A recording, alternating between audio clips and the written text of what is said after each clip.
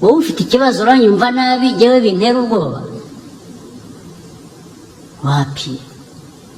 wapi kabisa. Ibyo wacu biratangirana n'Uburusiya aho Vasili Alexeyevich Nebenzia akaba umudiplomate w'Uburusiya akaba nahagarariye Uburusiya mu muryango w'abibumbye mu nama y'igitaraganya akanama k'umutekano kagize umuryango w'abibumbye ONU. Inama yabyacitse ivuga ku ifatwa rya Goma mu biganza bya M23 mu izina rya Sebuja Putin na leta y'Uburusiya ayobora yagize atya asaba M23 gusubira inyuma ikava muri Goma vuba na bwangu ati nabo bayifasha babihagarike. Russia firmly condemns the actions of M23.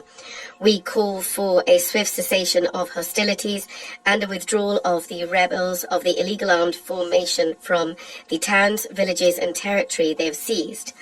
We also urge external forces to cease their support for M23 and to recall their military units. Uburusiya bwamaganye ibikomeye ibikorwa by'umutwe wa M23 dusaba guhagarika vuba imirwano no gukura abarwanyi b'uyu mutwe w'inyeshyamba mu mijyi, imidugudu n'ahandi bafashe ku ngufu. Tunahamagariye imbaraga ziri inyuma ya M23 guhagarika inkunga bayiha no gusubiza inyuma ingabo zabo. Ibi byasabye ku munsi wa tariki 28 ibisa nk'urwenya kubera ko umutwe wa M23 hamwe n'amakuru atangwa n'inzobere mu by'umutekano bamaze kwemeza ko bidasubirwaho umujyi wa Goma umurwa mukuru w'intara ya Kivu ya ruguru wose wamaze gufatwa na M23. So bwa mbere M23 ifashe Goma 100%, ahubwo no mu 2012 uyu mutwe nabwo washinjwaga gufashwa n'u Rwanda wafashe uyu mujyi ariko ku gitutu cy'amahanga ubumaramo iminsi 10 ubuvamo. Igitutu cy'amahanga aha muri 2025 cyatangiriye ku Rwanda rukomeje gutunga agatoki nk'umuterankunga mukuru wa M23 nubwo rwo nta munsi rutabihakana. None igihugu cy'Ubudage mu mujinya n'uburakari bwagize gutya bufata icyemezo cyo guhagarika inkunga bwageneraga u Rwanda. Ibi byanagarutsweho na Teresa Kayikwamba Wagner akaba ari minisitiri w'ububanyi n'amahanga n'ubufatanye mpuzamahanga bwa Kongo. The DRC welcomes the decision by Germany, not a council member, to cancel its planned meetings next month on development aid with Rwanda and to urge Rwanda and the M23 to withdraw their troops. Kongo yakiriye umwanzuro w'Ubudage ntabwo ari umunyamuryango w'aka kanama. Yahagaritse umugambi wo guhura n'u Rwanda muri gahunda yo kuruha inkunga yo kwiteza imbere mu kwezi gutaha. Burasaba u Rwanda na M23 gusubiza inyuma ingabo zabo. Ibi Ubudage bwakoze ndababwira ibyabyo n'ikibwisha inyuma muri iki kiganiro kuko birajyanirana nuko nabwo butorohewe n'ibibazo by'ubukungu bufite mu mayeri ya politike bukaba buri guseseka umutwaro wabwo mu nkunga rwageneraga u Rwanda. Uyu mugore ukomeje kurikoroza mu gutera ubwoba abagize umuryango w'akanama k'umutekano muri ONU yaje kugira icyo asubizwa na Minisitiri Olivier Nduhungire. Murasoza iki cyegeranyo mbamenyesheje akantu ku kandi kuba cancuro 288 bo mu Burayi bahisemo kuyamanika mu isoni n'ikimwaro cyuzuye urubwa nyuma yo gukubitwa inshuro na M23 ikabambura Goma. Aba bacancuro b'abadahambana bari bishyuwe na leta ya Kongo kuza kubakiza umwanzi wayo M23. Uyu munsi batsuhungira mu Rwanda kugira ngo bace basubire iwabo. Gusa ikibabasha nuko aba bacancuro umwe yahembwaga 8,000 by'amadolari buri kwezi. Aya ni miliyoni 11 zose mu manyarwanda. Mu gihe umusirikare wa Kongo yahembwaga amadolari 100 yonyine. Ibi ni 130 by'abanyarwanda kandi nayo akayabona yatakambye. Ubaze neza usanga aba bacancuro 288 bose buri kwezi barahembwaga arenga miliyoni 2,300 by'amadolari y'Amerika. Ngahe bazigiye bamaze muri Kongo wongereho ko hari abandi benshi bapfuye. Ibi nibyo bita kwibisha igihugu.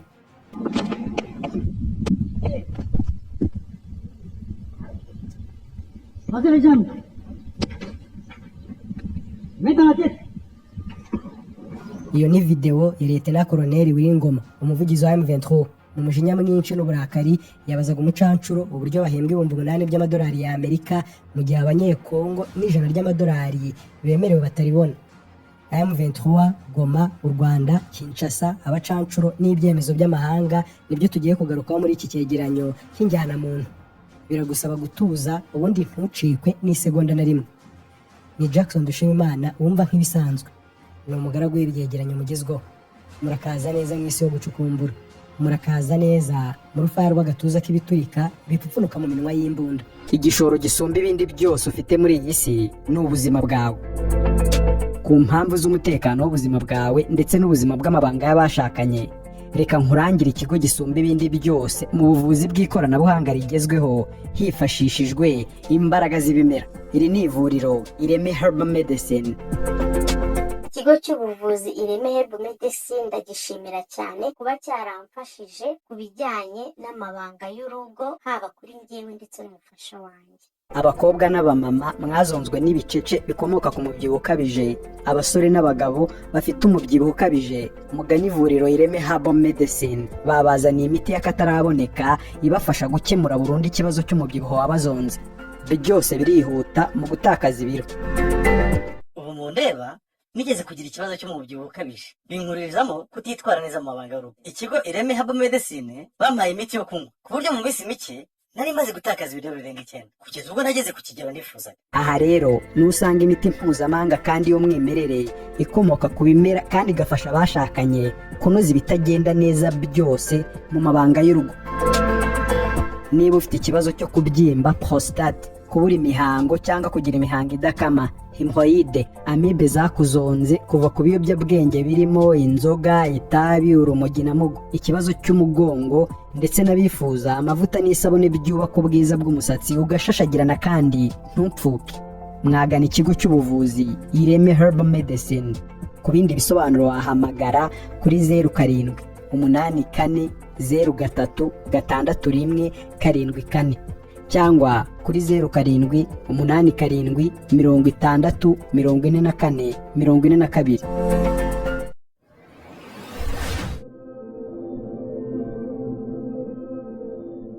Red Blue JD.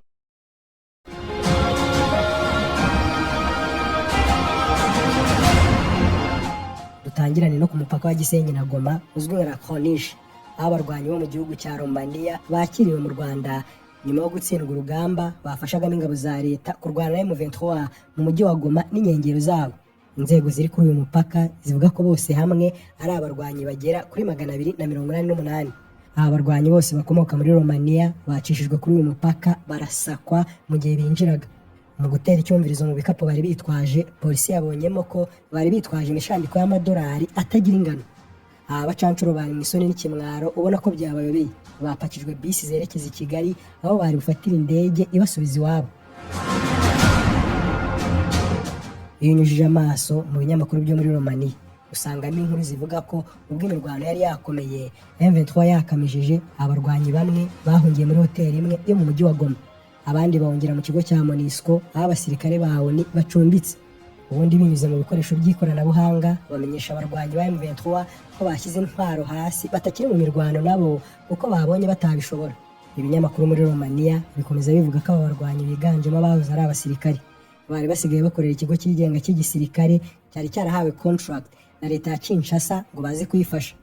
Igihe isi yose yamenyaga ko M23 imeze nabi ndetse yashyizeho amasaha ntarengwa yo gufata Goma, imiryango y'abacancuro yagiye gusaba ubutegetsi bwa Romania ibusaba ngo bugirire ikigongwe abagabo babo, inshuti n'abavandimwe bataha amahoro. Ibyo kuvuga ko bari abacancuro ntibyemerwa n'abategetsi ba Kinshasa. Bo bavuga ko aba barwanyi bari abarimu bari baraje gutoza ingabo za leta ya Kinshasa. Inzobere za ONU hamwe n'umutwe wa M23 bavuze ko aba bacancuro bagiraga uruhare mu mirwano bafashe ingabo za FARDC. Uruhande rwa M23 ruvuga ko Kinshasa yazanye aba bacancuro ikajya bahemba amadolari ibihumbi n'ibihumbi buri kwezi, mu gihe abasirikare ba leta bahembwaga amadolari make cyane atari gutuma imibereho yabo ijya imbere. Ubusanzwe amasezerano y'ishyirahamwe ry'ubumwe bwa Afurika OAU yo mu 1977 ndetse n'amasezerano ya ONU yo mu 1989 akumira ikoreshwa ry'abacancuro. Bivuze ngo kubakoresha n'icyaha mpuzamahanga. U Rwanda ntaho rutabivuze ko ruhangayikishijwe bikomeye n'aba bacancuro Kongo yazanye hafi yarwo. Guverinoma y'u Rwanda yabivuze muri ONU, ibivuga mu muryango w'ubumwe bw'Uburayi EU ndetse runabimenyesha ibihugu abo bacancuro bakomokagamo, gusa barutewe utwatsi. None nyuma yuko bashyizwe ku munigo barutakambiye ngo rubakire batahe. Politike we mbere yuko bigera aha, ubwo ndavuga ku gicamunsi cyo kwa kabiri, hacicikanye amavideo y'abarwanyi ba M23 bari gutembera bemye hagati mu mujyi wa Goma, aho abaturage bari baje kubakira mu byishimo. ni mu gihe mu murwa mukuru wa Kinshasa ho ibintu kuri uwo munsi byari ibicika kuko hari ibikorwa karabutaka by'imyigaragambyo, urugomo n'ubusahuzi muri za ambasade z'ibihugu bitandukanye mu nzira zo kwamagana ifatwa rya Goma. Bertrand Bisimwa, umwe mu bakuru b'umutwe wa M23, yatangaje ko ingabo zabo zigiye gucunga umutekano no kugarura amahoro asesuye ku batuye ibice babohoye. Bisimwa yavuze ko kuri Goma bagiye kugarura amazi meza n'amashanyarazi. Umujyi wa Goma n'inkengero zawo byari bimaze hafi icyumweru nta muriro nta mazi abarizwamo. Iyo bajije abari muri Goma ndetse n'abaturage batuye Gisenyi bakubwira ko kuri uyu munsi wo kwa gatatu haramutse hari ituze rikomeye ngo n'utunyoni turirimba. Urusaku rwa za Kalachnikov ntabwo rukiri kubarizwa muri izi nce.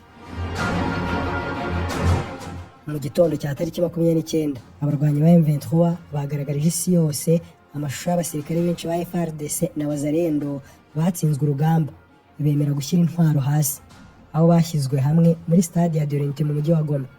Nyuma y'ifatwa rya Goma, M23 iri kugenzura igice gisaga 1/3 cy'intara ya Kivu ya ruguru. Ibice binini bya teritwari za Walikale, Rubero, Beni n'imijyi yaho ntabwo harafatwa na M23.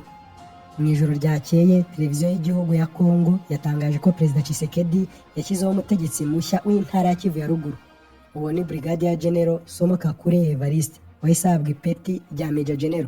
Uyu yari asanzwe ari umukuru wa Brigade ya 31 y'ingabo zo mu mujyi wa Kindu mu ntara ya Maniema ihana imbibi na Kivu ya ruguru.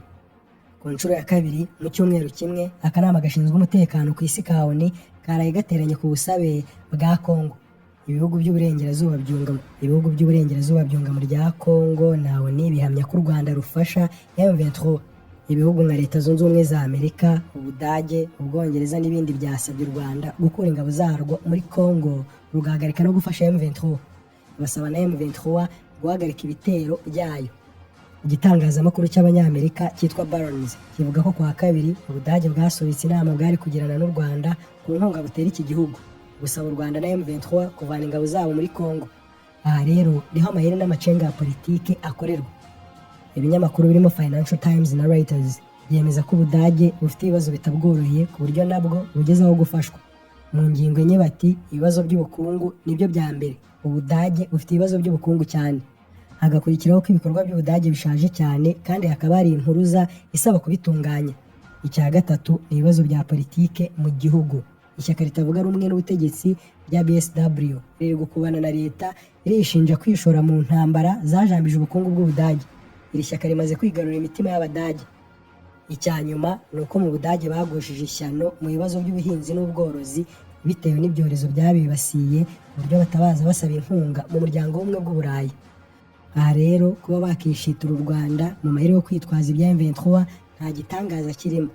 Mu bihe nk'ibi neza Ububiligi bwatangaje ko bwahamagaje ushinzwe ibikorwa muri ambasade y'u Rwanda muri icyo gihugu. Bwavuze ko ari nyuma y'uko M23 n'ingabo z'u Rwanda byafashe Goma. Ububiligi buvuga ko bukomeje gusaba u Rwanda kuvana ingabo zarwo muri Goma no kureka gufasha M23. Olivier Nduhungirehe ushinzwe ububanyi n'amahanga by'u Rwanda yavuze ko Ububiligi bwahamagaje yabisubiyemo aho u Rwanda ruhagaze. Ko Ububiligi bufite uruhare muri iki kibazo no kuba bubogamiye ku kwibasira u Rwanda. I New York mu kanama k'umutekano ka ONU karaye gateranye. Teresa Kayikwamba Wagner umwe twahereyeho ukuriye ububanyi n'amahanga bya Kongo yongeye gusaba ko u Rwanda rufatirwa ibihano kandi asaba aka kanama kugira icyo gakora. Nous sommes ici parce que c'est ici que le monde doit gérer ses défis. C'est ici, si ce conseil échoue, la rue va s'en charger. Comme vous le savez très bien, la rue n'a pas d'ordre ni de tempérament. Nyakubahwa Perezida, turi hano ko ari hano isi igomba gukemurira ibibazo byayo. Ni hano. Niba aka kanama bikananiye, umuhanda niwo uzifatira umwanzuro. Nk'uko mubizi neza, umuhanda ntugira gahunda cyangwa ubwitonzi. Amasaha 48 ashize, imbere y'uko aka kanama k'umutekano gaterana, twongeye kugaruka ku itangazo rya Repubulika y'u Rwanda yo gutera igihugu cyanjye. Isasu rirashe rivuye mu mitima yacu, ntirishobora gusiga hari aho bitandukaniye. Repubulika Iharanira Demokarasi ya Kongo iri mu ntambara. Iri guhura n'ubushotoranyi bukabije ku buryo kutagira icyo dukora byatumye ubu bwoba bugera no mu murwa mukuru. Kayikwamba yakangishije imyifato yo mu muhanda nyuma y'imyigaragambyo yabayemo urugomo no gusahura yibasiye ambasade z'ibihugu bitandukanye Kinshasa. aho abigaragambyaga bashinjaga ibyo bihugu kutagira icyo bikora ku bibera mu burasirazuba bwa Kongo. Kuri ibi Minisitiri w'Ububanyi n'Amahanga w'u Rwanda Olivier Nduhungirehe ku rukuta rwe rwa X yasubije uwo mugenzi we ati niyerekana inzira y'umuhanda abandi bazamukurikira nta kabuza. Kayikwamba avuga ko u Rwanda rwashoje intambara ku gihugu cye kandi batazakomeza kurebera, gusa avuga ko leta yabo yamagana ibikorwa by'urugomo byabaye Kinshasa. Ibiro bya Perezida w'u Rwanda byatangaje ko Marco Rubio ushinzwe ububanyi n'amahanga bwa Amerika yagiranye ikiganiro na Perezida Paul Kagame ku kuba hakenewe agahenge mu burasirazuba bwa Kongo no gukemura burundu impamvu muziza amakimbirane. Itangazo rya Tammy Bruce umuvugizi wa Marco Rubio rivuga ko yavuganye na Paul Kagame kuri telefone akamubwira ko Amerika ihangayikishijwe no kumera nabi kw'ibintu mu burasirazuba bwa Kongo, by'umwihariko ifatwa rya Goma. Bruce avuga ko Rubio yasabye ihagarara ry'imirwano ako kanya n'impande zose zikubahiriza ubusugire bw'igihugu. Ibihugu byinshi ku mugabane wa Afurika byirinda kugaragaza uruhande bibogamiyemo, ndetse bimwe mu kanama ka ONU k'umutekano ku isi byagiye byirinda gushinja u Rwanda gufasha M23. Gusa ibihugu nka Angola na Kenya hamwe n'ubumwe bwa Afurika byashyize umuhate mu kugerageza gukemura amakimbirane mu biganiro. Mu mpera za 2012 ku ngoma ya Barack Obama muri Amerika, M23 yafashe Goma, gusa ntibyayihiriye kuko amahanga arongojwe imbere n'imbaraga z'abanyamerika byayishyizeho igitutu gikomeye, ndetse n'u Rwanda rushyirwaho igitutu. Kuva ubwo bituma M23 iri ku mujyi wa Goma. Inzobere zitandukanye muri politiki yo mu karere zemeza ko ubutegetsi bushya bwa Donald Trump wamaze gutangaza ko Amerika itagomba kwivanga mu bibazo by'ibindi bihugu. Ubutegetsi bwe bushobora kudashyira igitutu kuri M23 n'ubutegetsi bw'u Rwanda nk'uko byabaye mu myaka 13 ishize. Inzobere mu bya gisirikare zivuga ko nyuma yo gufata Goma, M23 ishobora gufata igihe cyo kongera kwisuganya no kwinjiza abarwanyi bashya, kuko nta gushidikanya ko nayo hari abo yatakaje muri iyi mirwano ikomeye yari imaze iminsi. Uyu mutwe ushobora kutihutira gukomeza i Bukavu mu majyepfo cyangwa mu mijyi ya Lubero, Butembo na Beni mu majyaruguru mu gihe hari igitutu gikomeye cy'amahanga. Gusa ingabo za leta zishobora kugaba ibitero byo kugerageza kwisubiza ibice M23 yafashe ziturutse muri Kivu y'Epfo cyangwa muri Lubero na Walikari. Magingo aya haracyategerejwe ijambo rya Perezida Felix Tshisekedi. Muribuka ko mbere yigeze gutangaza ko ashobora gutangiza intambara ku Rwanda. Witegerejeho politiki y'isi iri guhengamira mu biganza bya Perezida Trump uhangayikishijwe n'ibibazo by'abanyamerika, wahita ubonamo ko M23 icyo ari cyo gihe cyiza cyane cyayo cyo kuba yakigarurira Goma. Uyu munsi nta gihugu cyiteguye gushora abasirikari bacyo mu rugamba rumaze imyaka n'imyaka rw'ikindi gihugu. Amerika ntiteguye kujya mu bibazo by'ibindi bihugu. Burayi nabwo ntabwo bworohewe n'ibibazo by'ubukungu n'intambara bamazemo imyaka iri kwinjira muri itatu mu busaswa bwa Ukraine n'Uburusiya. Bivuze ngo iki ni cyo gihe cyiza kuri M23 cyo kubohora abantu bayo bazizwe ko bavutse. Ibihano n'amagambo y'ibihugu by'ibihangange ntazabura, ariko kandi niyitwara neza ikita ku mujyi ifite, ikisuganya, ikita kubihasanze nta vangura, bizagaragariza isi yose ko aho ifite habayeho neza ihari. Amahanga azacurura mu nzira z'inyungu z'imbaraga zibarizwa munsi y'ubusaswa bw'uduce M23 izaba yarigaruriye. Gusa nanone ibi ntibyakuraho ko ibintu bishobora guhinduka, hakavuka ibindi bibazo bitateganyijwe bishobora gusunikira M23 ahatari heza. Niko politiki imera. Ibyari bitagatifu none ejo bigirwa ibizira. Ni Jackson Dushimimana bumva nk'ibisanzwe. Mbifurije ubuzima buzima, ibyo kurya n'amafaranga. Mugume mu muryango mugari wa Red Blue Jade. Ibihe byiza. Igishoro gisumba ibindi byose ufite muri iyi si ni ubuzima bwawe. Ku mpamvu z'umutekano w'ubuzima bwawe ndetse n'ubuzima bw'amabanga y'abashakanye, reka nkurangire ikigo gisumba ibindi byose mu buvuzi bw'ikoranabuhanga rigezweho hifashishijwe imbaraga z'ibimera. Iri ni ivuriro Ireme Herbal Medicine. Ikigo cy'ubuvuzi Ireme Herbal Medicine ndagishimira cyane kuba cyaramfashije ku bijyanye n'amabanga y'urugo, haba kuri njyewe ndetse n'umufasha wanjye. Abakobwa n'abamama mwazonzwe n'ibicece bikomoka ku mubyibuho ukabije, abasore n'abagabo bafite umubyibuho ukabije, mugana ivuriro Ireme Herbal Medicine. Babazaniye imiti y'akataraboneka ibafasha gukemura burundu ikibazo cy'umubyibuho wabazonze. Byose birihuta mu gutakaza ibiro. Ubu mundeba nigeze kugira ikibazo cy'umubyibuho ukabije, binkurizamo kutitwara neza mu mabanga y'urugo. Ikigo Ireme Herbal Medicine bampaye imiti yo kunywa ku buryo mu minsi mike nari maze gutakaza ibiro birenga 9 kugeza ubwo nageze ku kigero nifuzaga. aha rero nusanga imiti mpuzamahanga kandi y'umwimerere ikomoka ku bimera kandi igafasha abashakanye kunoza ibitagenda neza byose mu mabanga y'urugo. Niba ufite ikibazo cyo kubyimba prostate, kubura imihango cyangwa kugira imihango idakama, hemorrhoide, amibe zakuzonze kuva ku biyobyabwenge birimo inzoga, itabi, urumogi na mugo, ikibazo cy'umugongo ndetse n'abifuza amavuta n'isabune byubaka ubwiza bw'umusatsi ugashashagirana kandi ntupfuke, mwagana ikigo cy'ubuvuzi Ireme Herbal Medicine. Ku bindi bisobanuro wahamagara kuri 0784036174 cyangwa kuri 0787604442.